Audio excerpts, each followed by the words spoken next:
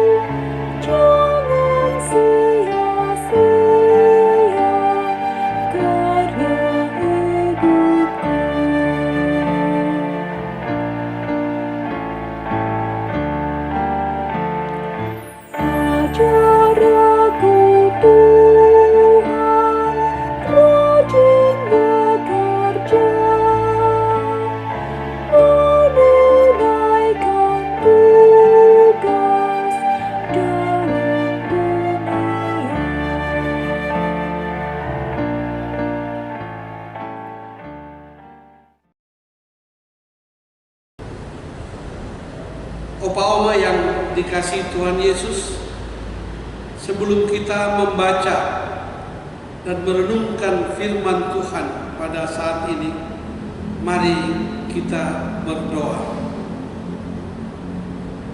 Bapa di sorga, kami bersyukur kepadamu karena hari-hari hidup kami Tuhan pelihara dan jaga sampai dengan saat ini.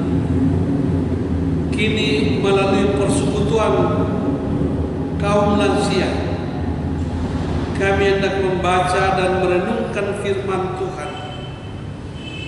Untuk itu kami datang memohon kepadamu Tuhan, ampuni kami, lalu berkati kami, agar kami layak untuk membaca, merenungkan, dan melakukan kehendak-Mu lewat pembacaan dan pembukaan firman Tuhan. Hadirlah Tuhan dan bersabda kepada kami, karena kami sudah siap untuk membaca, merenungkan, dan pada akhirnya melakukan firman Tuhan dalam kehidupan kami. Amin. Bapak Ibu, Opa Oma, para lansia yang diberkati Tuhan, pembacaan Alkitab pada saat ini terambil dari Perjanjian Lama, Kitab Ester pada pasalnya yang keempat, ayatnya yang pertama sampai dengan ayatnya yang ke-9, di bawah judul Usaha Mordekai untuk Menolong Orang Yahudi. Setelah Mordekai mengetahui segala yang terjadi itu, ia mengoyakkan pakaiannya, lalu memakai kain kabung dan abu. Kemudian keluar berjalan di tengah-tengah kota, sambil melolong-lolong dengan nyaring dan pedih. Dengan demikian datanglah ia sampai ke depan pintu gerbang istana raja. Karena seorang pun tidak boleh masuk pintu gerbang istana raja dengan berpakaian kabung. Di tiap-tiap daerah kemana titah dan undang-undang raja telah sampai, ada perkabungan yang besar di antara orang Yahudi, disertai puasa dan ratap tangis. Oleh banyak orang dibentangkan kain kabung dengan abu sebagai lapik tidurnya. Ketika dayang-dayang dan sida-sida istana memberitahukan hal ini kepadanya, maka sangatlah risau hati sang ratu. Lalu dikirimkannya pakaian supaya dipakaikan kepada Mordekai dan supaya ditanggalkan kain kabungnya dan padanya, tetapi tidak diterimanya. Maka Ester memanggil Hathach, salah seorang sida-sida raja yang ditempatkan Baginda melayani dia, lalu memberi perintah kepadanya, menanyakan Mordekai untuk mengetahui apa artinya dan apa sebabnya hal itu. Lalu keluarlah Hathach mendapatkan Mordekai di lapangan raja, di lapangan istana raja, dan Mordekai menceritakan kepadanya segala yang dialaminya, serta berapa banyaknya perak yang dijanjikan oleh Haman akan ditimbang untuk perbenaran raja dengan harga pembinasaan orang Yahudi. Juga salinan surat undang-undang yang dikeluarkan di Susan untuk memusahkan mereka diserahkan dan diberitahukan kepada Ester. Lagi pula Hathach disuruh menyampaikan pesan kepada Ester supaya pergi menghadap raja untuk memohon karunia-Nya dan untuk membela bangsanya di hadapan Baginda. Lalu masuklah Hathach dan menyampaikan perkataan Mordekai kepada Ester. Demikianlah pembacaan Alkitab saat ini. Yang berbahagia adalah setiap kita yang membaca, merenungkan dan padanya melakukan dalam hidup kita. Terpujilah Kristus. Haleluya. Bapak, Ibu, opa-oma yang diberkati Tuhan, saya akan membacakan ulasan sabda bina umat pada hari ini, Rabu 1 Juni 2022, pada kitab Ester pasal 1, pasal 4 ayat 1 sampai dengan 9, yang diberi judul Melolong untuk Menolong. Ayat emasnya pada ayatnya yang pertama. Kita dapat memahami tindakan Mordekai merespon rencana Haman untuk membinasakan seluruh orang Yahudi di seluruh tanah Persia. Kita dapat menyelami kepedihan hati Mordekai terkait rencana jahat itu. Mungkin saja Mordekai sungguh-sungguh menyadari bahwa dia juga mempunyai andil atas rencana jahat Haman yang direstui oleh raja.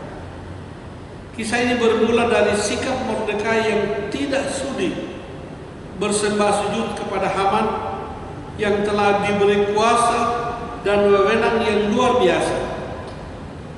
Inilah yang dimaksud bahwa Mordekai memahami juga mengapa Mordekai tidak berlutut dan tidak mau bersujud kepada Haman. Bagi Mordekai dan orang-orang Yahudi, hanya Tuhan sajalah yang layak menerima sembah sujud dari manusia. Setelah mendengar rencana pemusnahan orang Yahudi di seluruh tanah Persia, Mordekai tidak diam. Ia bertindak dengan usahanya, walau mungkin dipandang orang sebagai sikap yang tidak waras. Ia mengenakan kain kabung dan melolong. Kain kabung menjelaskan tentang rasa duka dan penyesalan yang mendalam. Menilik situasi Mordekai, Ester mengirimkan pakaian ganti baginya, tetapi dia menolak. Justru melalui sida-sida, Mordekai meminta dengan sangat agar mereka menceritakan rencana Haman ini kepada Ester, yang kini menjadi ratu di istana.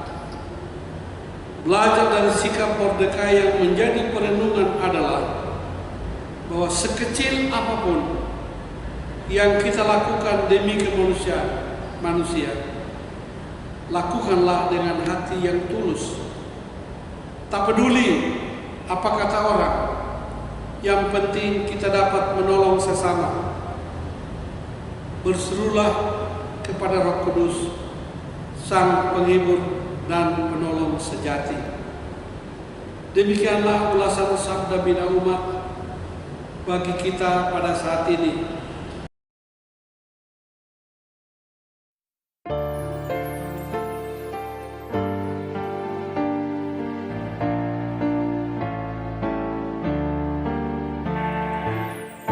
Ajarku mengatur maksud hidupku, jangan mementingkan hanya diriku.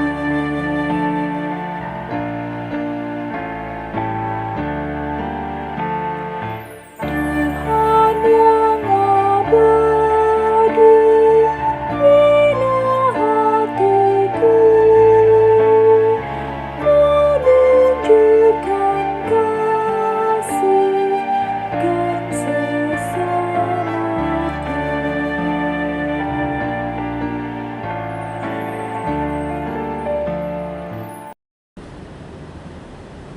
Bapak Ibu, Opa Oma yang dikasihi Tuhan Yesus, mari kita masuk di dalam doa.